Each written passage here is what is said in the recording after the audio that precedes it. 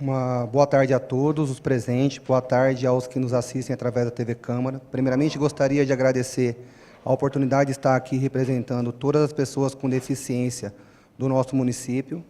O meu nome é Carlos Eduardo de Oliveira, sou coordenador-geral do COMUD, Conselho Municipal dos Direitos da Pessoa com Deficiência, e me faço aqui presente para dizer que nós, como Conselho constituído, estamos aqui a fim de colaborarmos para que as políticas públicas pertinentes à pessoa com deficiência sejam as mais assertivas possíveis. Acessibilidade é a possibilidade de qualquer pessoa com ou sem deficiência acessar um lugar, serviço, produto ou informação de maneira segura e autônoma, sem nenhum tipo de barreira. Há alguém entre os presentes e os que estão nos assistindo através da TV Câmara que possa afirmar que está imune a se tornar uma pessoa com deficiência? Mesmo que seja deficiência temporária? Será que alguns dos senhores precisam ficar como eu fiquei para começar a perceber que são justas as reivindicações dessas pessoas que não almejam privilégios e sim igualdade? Que não é preciso muito para minimizar a falta de acessibilidade e inclusão da pessoa com deficiência. Não podemos mais aceitar que um deficiente auditivo profundo, por qualquer motivo, procure atendimento nas repartições públicas e privadas, como, por exemplo, uma unidade de saúde, e o atendente, por falta de preparo, ou mesmo o médico não consiga fechar o diagnóstico do paciente surdo por falta de comunicação. Uma central de Libras resolveria essa demanda e quebraria a barreira da comunicação. Eu vou dar um exemplo. Quando tivesse demanda, o profissional acionaria a central de Libras via internet e via monitor seria possível um diálogo entre paciente e médico. E isso poderia posteriormente ser aplicado para as demais repartições públicas, tendo até a possibilidade de se estender para a iniciativa privada. Nós sabemos que já há um projeto tramitando aqui nesta casa desde 2013, e a justificativa para não se consolidar seria a falta de recurso do município. Entendemos a dificuldade do município, mas, se for esperar sobrar dinheiro em caixa para esses fins, nunca terá. Sugerirmos que seja criado um fundo para esses fins, onde teria verbas predestinadas para a acessibilidade e inclusão da pessoa com deficiência no nosso município. Temos que aprender com a história e parar de correr atrás do prejuízo por falta de planejamento. Não podemos mais aceitar que uma pessoa com deficiência não consiga acessar um local público ou privado, seja ele qual for, por falta de rampas de acesso e as adequações razoáveis necessárias. Não podemos mais aceitar que pessoas com deficiência ou com mobilidade reduzida fiquem ilhadas em pontos de parada dos ônibus coletivos e disputando espaço entre os carros por falta de acesso aos mesmos. Não podemos mais aceitar que uma pessoa com deficiência vá a uma loja e tenha que levar a roupa que comprou para experimentar em casa por falta de um local apropriado, um simples provador. E as justificativas que ouvimos sempre são as mesmas. É que alguns dos prédios públicos e privados são muito antigos e que seria impossível fazer as devidas adaptações razoáveis para atender à legislação vigente. Eu ouvi de um engenheiro respeitado aqui no nosso município que, no campo da engenharia, não existe a palavra impossível. É plausível o esforço do secretário de Obras, Ricardo Olivato, com uma equipe reduzida para esses fins, fazer o que ele vem se propondo a fazer. Mas, para a ciência de todos, a acessibilidade não se restringe à rampa nas esquinas. Se ao longo do passeio as calçadas não for padronizada e não ter piso tátil para as pessoas com deficiência visual.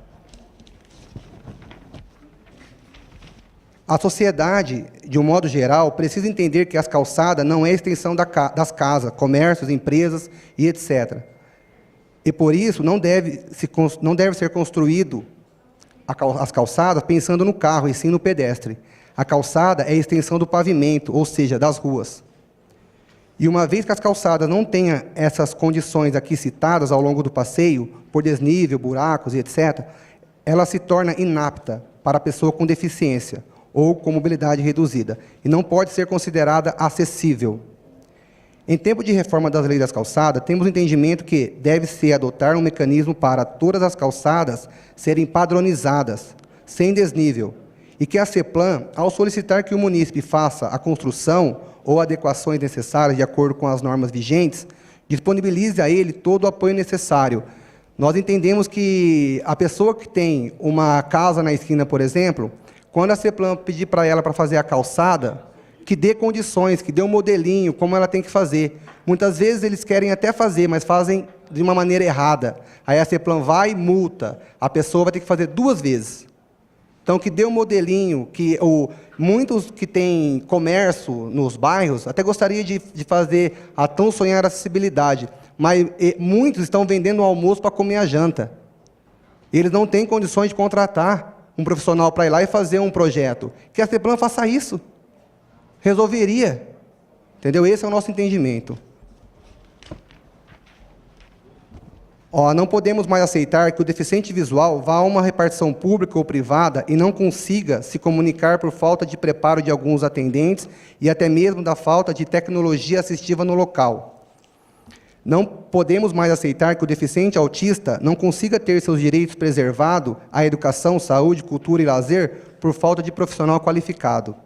Agora, senhores, em relação a uma denúncia, eu gostaria da atenção de todos, que isso aqui é muito importante. E isso aqui, se não tiver uma ação imediata, é uma bomba relógio que vai explodir. Tá?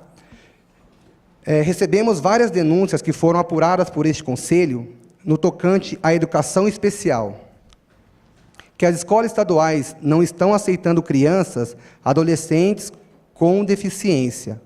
E após ser negada a matrícula, alguns pais recorrem ao judiciário e conseguem liminares na justiça por meio de mandado de segurança, onde os mesmos têm que ser cumpridos pelas escolas municipais, sobrecarregando o sistema e não proporcionando a devida inclusão da pessoa com deficiência. Ainda nessa mesma denúncia, ficou evidente a movimentação de alguns vereadores no uso de suas funções, no sentido de pressionar a Secretaria Municipal da Educação e as escolas municipais a aceitar essas crianças e adolescentes com deficiência, mesmo as que tiveram seus pedidos judiciais negados. O município, atualmente, não tem condições de aceitar mais crianças com deficiência, devido ao escasso espaço físico e à falta de profissional qualificado. Esse Conselho conhece de perto o trabalho e empenho da equipe de educação especial municipal, mas esse empenho e excelência em alfabetizar essas crianças e adolescentes com deficiência estão se perdendo. E as escolas municipais, em um futuro bem próximo, se nada for feito, se tornarão depósito de crianças com deficiência. E isso não é inclusão, e sim inserção das crianças e adolescentes com deficiência. Os familiares das pessoas com deficiência têm que ter a liberdade e o direito de escolher em qual escola quer matricular seus filhos. Muitas dessas famílias têm que percorrer longos percursos para levar seus filhos até as escolas municipais, mesmo tendo escola estadual na proximidade do seu domicílio. Esse Conselho protesta com veemência contra essa falta de compromisso do governo do Estado em não ser solidário ao nosso município no tocante à educação especial. E clamamos a este Parlamento, aos nobres vereadores, que nos ajudem a tratar dessa situação em sua origem, que seja formada uma comissão para apurar de perto essa denúncia e solucionar essa demanda, minimizando o sofrimento dessas pessoas. Só esse ano, nós levantamos alguns dados em uma escola, a gente foi em várias, mas em uma a gente levantou uns dados. Foram 14 mandados judicial. A escola não tem condições de pegar, foram 14. 4 com influência política. Passando na frente de uma lista de espera. Então, primeiro ano, escola NER, primeiro ano, 4 pessoas com deficiente. Segundo ano, 2 pessoas com deficiente. Terceiro ano, 3 pessoas com deficiente. Quarto ano, 5 pessoas com deficiência. Quinto ano, 6 pessoas com deficiência. 7 pessoas com deficiência. Oitavo ano, 5 pessoas com deficiência. Nono ano, 4 pessoas com deficiência. Quantos cuidador? 3. E isso não é inclusão, tá? Obrigado a todos aí.